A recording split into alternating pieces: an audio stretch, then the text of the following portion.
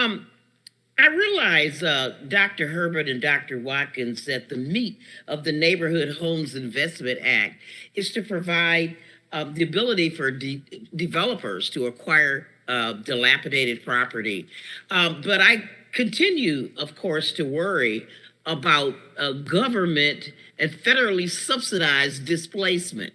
And so I'm wondering, and I know, Dr. Watkins, you talked about stuff that we've been trying for decades to do, like, the National Housing Trust and other sort of vehicles to prevent this. But very specifically, I'd like to hear, in my brief amount of time, what would run concurrent with the passage of the Neighborhood Housing Investment Plan to make sure that there was equity and we weren't just providing a subsidy to investors, but enabling homeowners to remain in their homes. I live in a community, for example, where 2/3 of the housing stock was built before 1960. And quite frankly, most of them were like in the 1920s and 30s. And so the repairs are just too astronomical for an ordinary investor. So I'd just like to hear briefly from you all the quick bullets of things that we can do right now. No, thank you so much for your question, and I really appreciate it. And I think we absolutely have to hold developers accountable. And so I will say this, the Neighborhood Homes Investment Act is a bit different in this regard. One is that developers would not get the tax credit until the actual transaction is complete. So they don't get it sort of before, if they do any sort of rehabilitation to a dilapidated property, they don't get that credit before that property is transferred to a potential homeowner.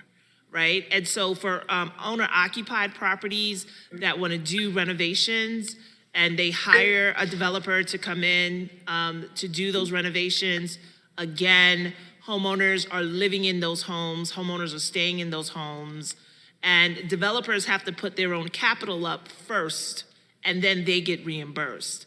And so the other thing that I want to point out is that 63% of all eligible Neighborhood Homes Investment Act tracts are communities, are slated for communities of color. So this tax credit is directly going to helping Black and Brown and Indigenous communities. And again, developers have to put their dollars up first, and then they get reimbursed after the transaction happens. Okay, just very specifically about providing some equity for people who want to stay in their homes, that they don't want their legacy homes to have to be turned over to a developer in order to upgrade the neighborhood. Absolutely. This is actually to protect homeowners that want to stay in their homes, for the owner-occupied part of it, that want to stay in their neighborhood, stay in their homes, and be able to capture and keep that equity that they've worked so hard for. And so how can they qualify for the financing?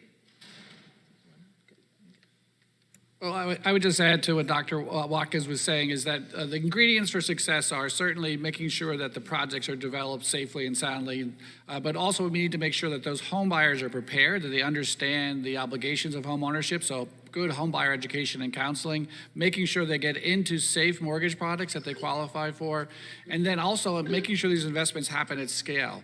The way this program is going to be successful is not through one or two homes, but through neighborhoods. Entire neighborhoods are converted so that that disinvestment cycle that Dr. Watkins described in her testimony is turned around and becomes a virtuous cycle investment and not one of disinvestment. My time is expired. Thank you. The gentlewoman's time is expired.